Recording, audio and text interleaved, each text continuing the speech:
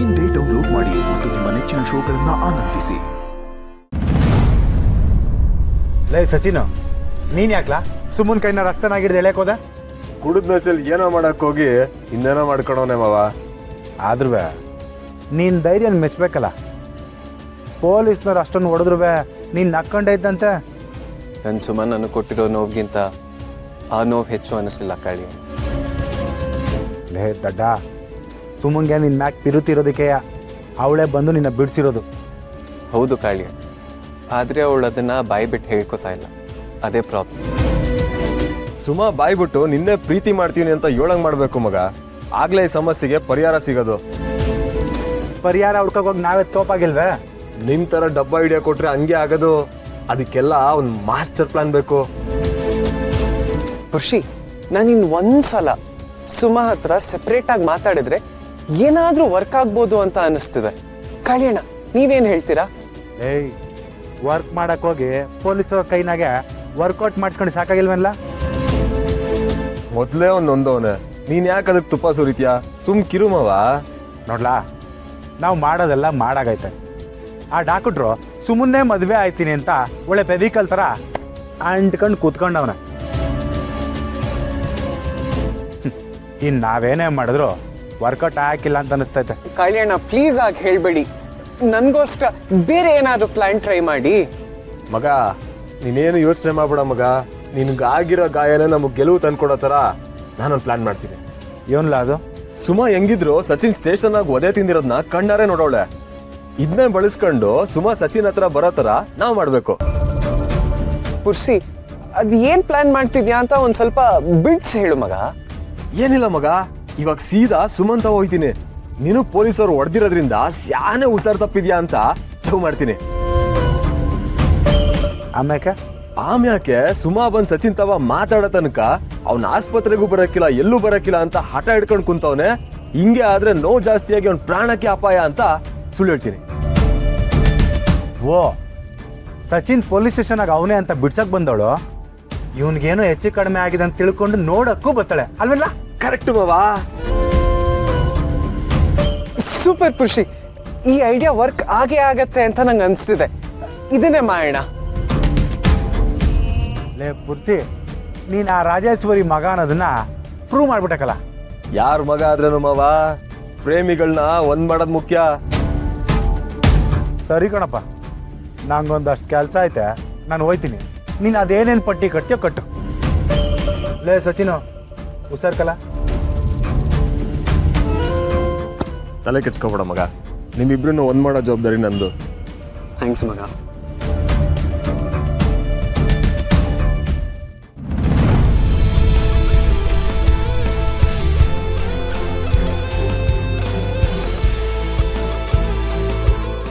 Hello, ಏನದಕ್ಕೆ ಒಂದೇ ದಿನಕ್ಕೆ ನನ್ನ ನೆನ್ಸ್ಕೊಂಡಿದ್ದೀರಾ? ಪರವಾಗಿಲ್ವೇ, ಈ ವಸುನ ಮರ್ತೋಗ್ತೀರಾ ಅನ್ಕೊಂಡಿದ್ದೆ. ಹಾಗೆಲ್ಲ ಮಾತಾಡಬೇಡ ವಸು. ನೀನು ಈ ಮನೆ ಮಗಳು, ನೀನು ಮರೆಯೋಕೆ ಸಾಧ್ಯನಾ? ಥ್ಯಾಂಕ್ ಯು ಸೋ ಮಚ್ ಅದಕ್ಕೆ ನನ್ನ ಮೇಲೆ ಇಷ್ಟೊಂದು ಪ್ರೀತಿ ಇಟ್ಕೊಂಡಿದ್ದಕ್ಕೆ. ಮನೇಲಿ ಎಲ್ಲರೂ ನನ್ನ ಮಿಸ್ ಮಾಡ್ಕೋತಿದ್ದಾರಾ? ಹೌದು ವಸು, ನಿಮ್ಮ ಅಣ್ಣನಿಗಂತೂ ನಿಂದೇ ಜಪ.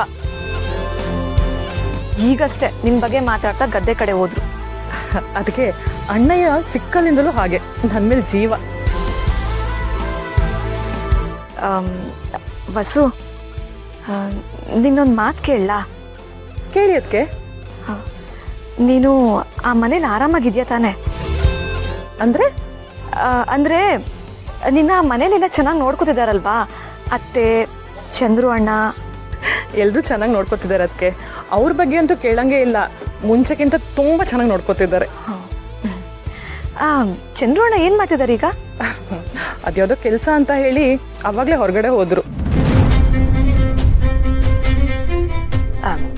ಅಲ್ಲ ವಸು, ಒಂದು 2-3 ದಿನ ನಿನ್ನ ಜೊತೆನೇ ಇರಿಸ್ಕೊಳ್ಳೋದು ಬಿಟ್ಟು ಇಷ್ಟು ಬೇಗ ಏನು ಕೆಲ್ಸಕ್ಕೆ ಕಳಿಸ್ದೆ? ಅಯ್ಯೋ ಅದಕ್ಕೆ ಹಾಗೆ ಹೇಳಿದ್ರೆ ಅವ್ರು ಏನು ಹೇಳ್ತಾರೆ ಗೊತ್ತಾ? ಇವಾಗ ನಾನು ಕಷ್ಟಪಟ್ಟರೆ ನಾಳೆ ನನ್ನ ಮಗುನೂ ನಿನ್ನ ಚೆನ್ನಾಗಿ ನೋಡ್ಕೊಳಕ್ಕಾಗುತ್ತೆ. ಅದಕ್ಕೋಸ್ಕರನೇ ಹಗಲು ರಾತ್ರಿ ದುಡ್ಡು ಇಷ್ಟೊಂದು ಕಷ್ಟಪಡ್ತಿದ್ದೀನಿ ಅಂತ ಹೇಳ್ತಾರೆ.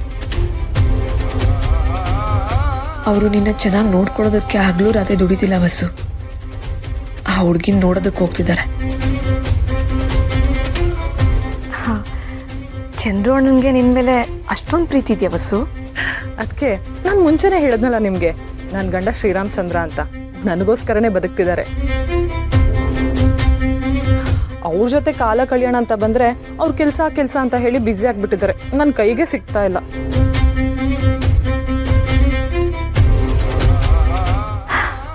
ಆದಷ್ಟು ಬೇಗ ನಿನ್ನ ಬೇಜಾರು ಕಳೆದು ನಿನ್ನ ಗಂಡನ ಜೊತೆ ನೀನು ನೆಮ್ಮದಿಯಾಗಿರೋ ಥರ ಆಗಲಿ. ಥ್ಯಾಂಕ್ ಯು ಅದಕ್ಕೆ. ಹಾಗೇನೆ ಮನೇಲಿ ಅವ್ವನ, ಅಪ್ಪಯ್ಯನ, ಅಜ್ಜಿನ ಎಲ್ರೂ ಕೇಳಿದೆ ಅಂತ ಹೇಳಿ. ಹಾಗೇನೆ ಅಣ್ಣಯ್ಯನೂ ಕೂಡ.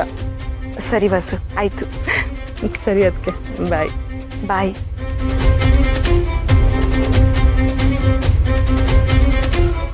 ಚಂದ್ರು ಅಣ್ಣ ಇವಾಗ ತಾನೇ ಮನೆಯಿಂದ ಹೋದ್ರು ಅಂದರೆ ಖಂಡಿತ ಆ ಹುಡುಗಿನ ಮೀಟ್ ಮಾಡೋಕ್ಕೆ ಹೋಗಿರ್ತಾರೆ. ಪಾಪ ವಸು ಗಂಡನ್ನ ಶ್ರೀರಾಮಚಂದ್ರ ಅಂತ ಅನ್ಕೊಂಡಿದ್ದಾಳೆ. ಆ ಮೇನ್ಕಿ ಅಂತ ಬಿಡಿಸಿ ಅವಳ ಗಂಡನ್ನ ಅವಳ ಕೈಗೆ ಒಪ್ಪಿಸ್ಬೇಕು. ನಾನು ಏನೇ ಮಾತಾಡಬೇಕು ಅಂದ್ರೂ ನನ್ನ ಕೈಲಿ ಪ್ರೂಫ್ ಇರಬೇಕು. ನಾನು ಇವಾಗಲೇ ಹೋಗಿ ಅವರಿಬ್ರು ಎಲ್ಲಿದ್ದಾರೆ ಅಂತ ನೋಡ್ತೀನಿ.